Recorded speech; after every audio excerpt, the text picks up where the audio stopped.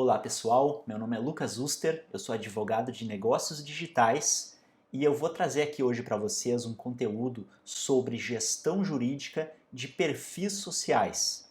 E eu quero mostrar como isso aqui pode ser um novo nicho de atuação para o teu negócio na advocacia. E quero agradecer também o convite aqui do Marcílio pela oportunidade de estar trazendo esse conteúdo aqui para vocês nesse evento. Então, vou compartilhar aqui com vocês a minha tela. Gestão jurídica de perfis sociais. Beleza. Gente, quando eu falo gestão jurídica de perfis sociais, o que eu estou querendo dizer com isso exatamente? Então, eu vou trazer aqui para vocês um panorama do que a gente vai tratar aqui nessa palestra. Primeiro, exatamente o que é, né, essa gestão jurídica de perfil social. Muita gente nunca ouviu falar sobre isso. Depois, quem precisa desse tipo de serviço? E eu quero mostrar para vocês aqui que o público que precisa disso aqui é um público bem grande. Então existe uma oportunidade também muito grande aqui para o advogado atuar nesse nicho. Por que aplicar também? Vou mostrar alguns motivos aqui para vocês por que deve aplicar isso. E por fim, como que se aplica? Né? Como é que eu faço uma gestão jurídica de perfis sociais? Eu vou mostrar isso também aqui. Então, gente, basicamente, o que é a gestão jurídica de perfis sociais? É o serviço que o advogado realiza para estrategicamente gerir as proteções jurídicas dos perfis sociais dos clientes. O que são esses perfis sociais dos clientes? É o perfil de Instagram do cliente, o canal que o cliente tem no YouTube, por exemplo, uma página no Facebook, um perfil do Twitter. Todos esses são perfis sociais e que precisam ser estrategicamente geridos no que diz respeito às questões jurídicas. E ele faz então essa gestão preservando a imagem do cliente nas redes sociais, impedindo e combatendo violação de propriedade intelectual do cliente e também ajudando a prevenir golpes, entre outras questões aí que acabam acontecendo no dia a dia. E quem é que precisa desse tipo de serviço? Né? Talvez tu esteja se perguntando. O público que precisa disso aqui, gente, é muito grande. Por quê? Porque é basicamente qualquer público, qualquer tipo de cliente que possua perfis sociais, ou seja, quase todos, né? E eu trouxe aqui alguns principais. As empresas tradicionais, é claro, né, que as empresas tradicionais elas acabam tendo também perfis sociais, então é importante que elas façam uma gestão jurídica desses perfis. Os influenciadores digitais, os infoprodutores, e daí aqui, tanto o influenciador digital quanto o infoprodutor são dois tipos aqui de clientes que o perfil social para eles é algo muito importante, porque grande parte do negócio deles aqui depende de perfis sociais. Então, é muito importante que eles tenham um advogado que esteja cuidando dessas questões estratégicas do perfil dele. E aí entra então essa gestão jurídica de perfis sociais. Eu, particularmente, o público que eu mais atendo esse tipo de serviço são esses dois aqui. Mas as empresas tradicionais também têm uma demanda muito forte. E aí, por fim, artistas e também startups. É claro também que os artistas, hoje em dia, eles dependem muito também do perfil social deles. Então, é importante que eles tenham um advogado que esteja cuidando disso aqui para eles. E eu quero trazer aqui para vocês umas notícias. Olha só. Usuários de vários países dizem que suas contas do Instagram foram suspensas pela plataforma. Isso aqui é uma notícia recente. Outra notícia. Instagram apresenta instabilidade e suspende contas de usuários nesta semana. Também recente.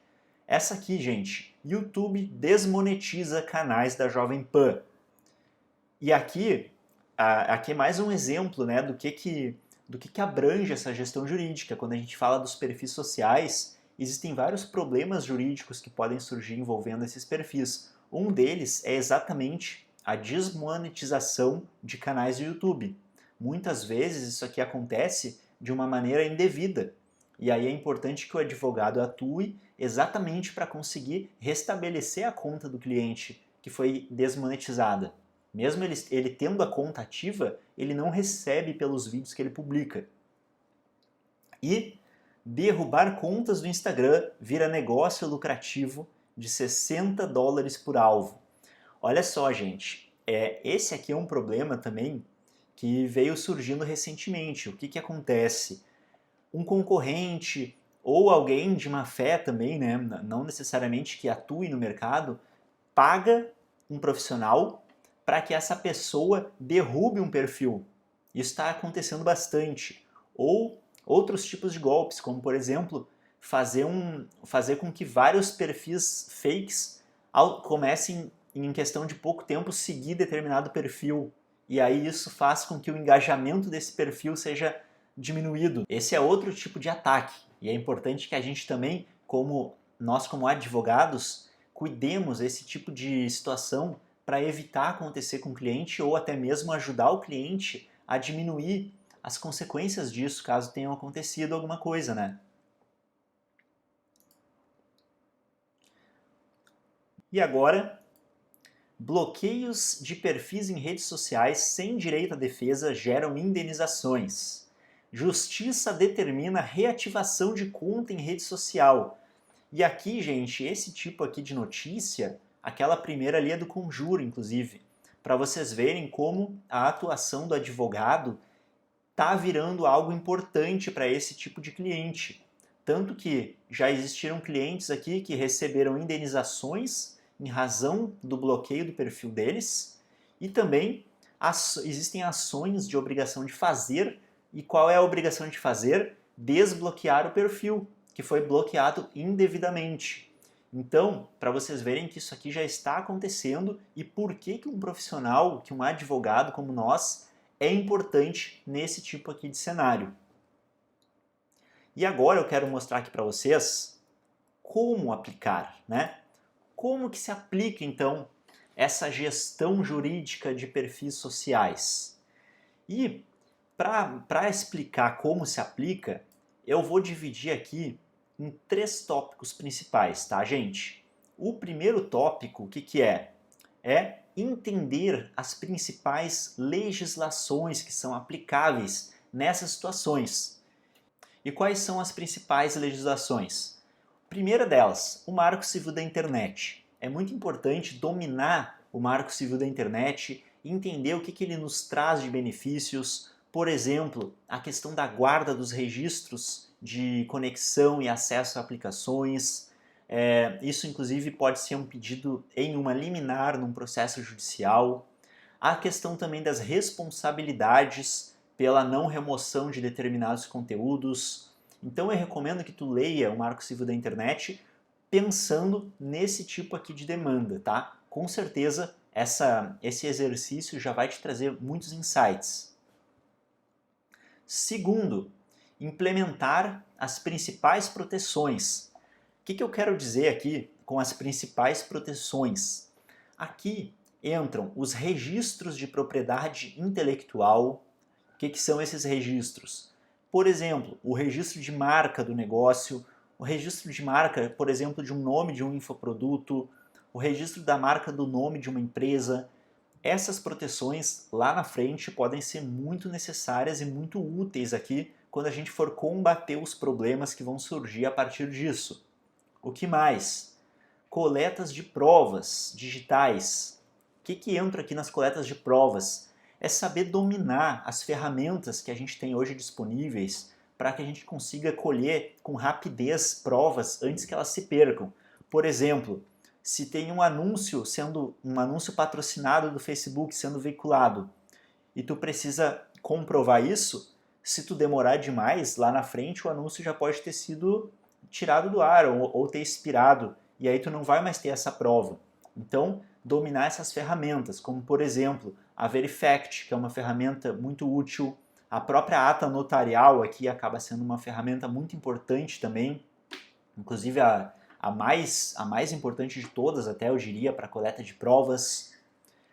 Ainda voltando aqui na questão da propriedade intelectual, gente, não é somente registro de marca que entra aqui.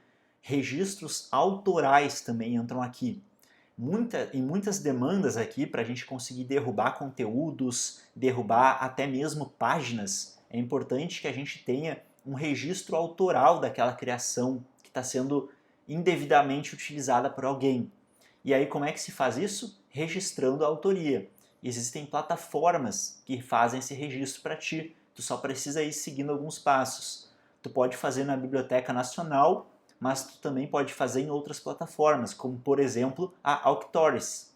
Essas todas tu consegue registrar a autoria de páginas, de produtos, de vídeos, e aí lá na frente, quando precisar utilizar essas proteções que tu já criou antecipadamente, vai ser muito mais fácil e tu vai ter muito mais chance de sucesso lá na frente. Que mais que entra aqui? Ativação das proteções nativas das contas. Isso aqui parece bobagem, né? Pouca gente talvez dê valor para isso aqui ainda.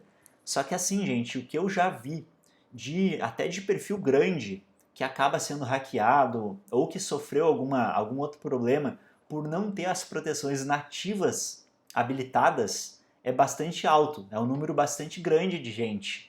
E aqui o que eu quero dizer com essas proteções nativas? Por exemplo, ativar a autenticação em 2 fatores da conta do Instagram, do WhatsApp, tudo isso é importante.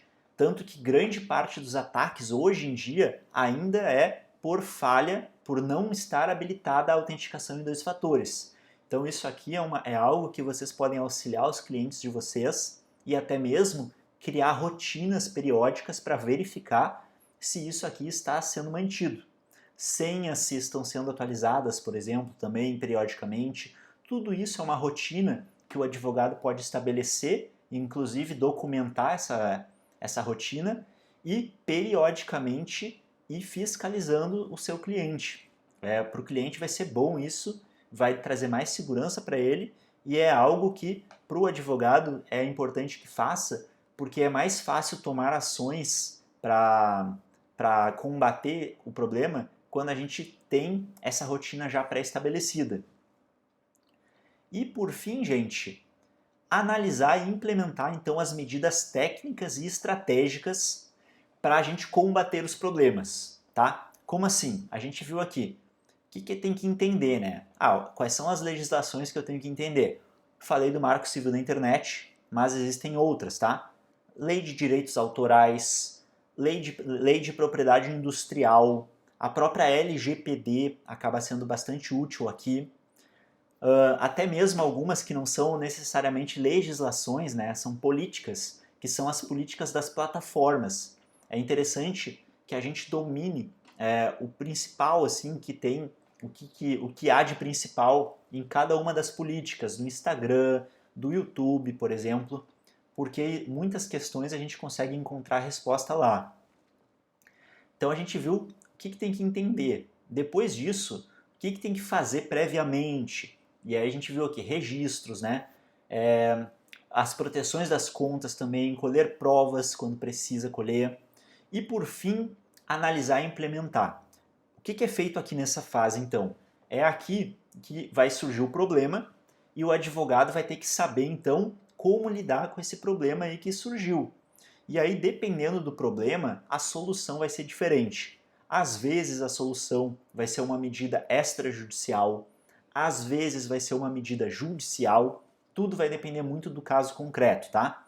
Nessa palestra aqui eu quero trazer para vocês noções gerais, tá? Não é uma palestra específica sobre cada um desses temas, mas eu quero falar aqui um pouquinho de cada um deles. Então, por exemplo, se o teu cliente tem o perfil do Instagram derrubado indevidamente, é muito comum que se ajuize então uma ação de obrigação de fazer. E qual é a obrigação de fazer? É devolver o perfil do cliente. E aí, se tu conseguir comprovar que existe urgência, que existe uma probabilidade desse direito dele, tu consegue inclusive obter uma liminar para mesmo antes da sentença tu já conseguir o perfil do teu cliente de volta. Isso aqui para o cliente é muito importante, porque muitas vezes é o trabalho dele que está em jogo, a renda dele que está em jogo. Então, quando o advogado consegue devolver um perfil para o seu cliente, isso gera muito valor para o cliente e, consequentemente, diversos outros serviços vão surgir para esse advogado depois. Outra técnica também, né, muito comum, é a notificação extrajudicial. O que é essa notificação? É o documento que o advogado vai enviar para alguém que está cometendo alguma infração, né, alguma ilegalidade ali, violando um direito autoral do cliente ou utilizando a marca do cliente indevidamente. Muitas dessas questões podem ser resolvidas com simples notificações extrajudiciais. Isso faz com que não seja necessário um processo judicial e, consequentemente, a gente ganha muita rapidez e gera um valor para o cliente também muito maior. É muito interessante a notificação extrajudicial. Muitas vezes ela resolve muito mais rápido e de forma muito mais completa do que um processo judicial. E aí existem algumas formas de denúncia, como por exemplo a denúncia do formulário DMCA, que é um formulário específico. Daria para dizer até que isso aqui seria uma notificação extrajudicial mais específica para casos envolvendo direitos autorais, em que tu pode enviar uma denúncia dessas num formulário para uma plataforma, até por exemplo uma hospedagem de um site, e aí tu consegue derrubar um site inteiro, se tu conseguir demonstrar que aquele site está infringindo os direitos autorais. Ou consegue derrubar um perfil, derrubar um post, por exemplo, tá? Esse tipo de denúncia aqui é muito efetiva para esse tipo de necessidade, quando surge um problema assim. E aí a ação judicial, né, muitas vezes a gente vai precisar recorrer. Infelizmente, o direito ele ainda não nos permite atuar, né, nessa área aqui de forma totalmente extrajudicial, mas muitas coisas é possível fazer de forma extrajudicial, tá? O que vai precisar, assim, Lucas, dá um exemplo de algo que vai precisar necessariamente de uma ação judicial. Um exemplo é quando a gente precisa dos dados do infrator. Por quê? Porque o Marco Civil da Internet, ele traz uma questão de sigilo muito forte desses dados. E as obrigações de guarda também dos responsáveis, isso é muito forte. Tanto que existe uma previsão da necessidade de autorização judicial. Então, nesses casos, dificilmente com uma notificação, tu vai obter os dados do infrator. Então, tu vai precisar ajuizar uma ação para descobrir os dados dessa pessoa, para depois sim responsabilizar essa pessoa. E aí, no meio disso, claro que algumas medidas extrajudiciais tu já vai tomando, né? Como as proteções iniciais que a gente viu, o registro autoral, por exemplo, o próprio boletim de ocorrência, né, também é uma medida muito importante, mas em alguns casos tu vai precisar ainda de uma ação judicial. Gente, espero que nesse tempo aqui eu tenha conseguido passar uma noção para vocês e mostrar a importância de resolver esse tipo de questão e também mostrar que existe um grande grupo de clientes aí precisando desse tipo de serviço, tá?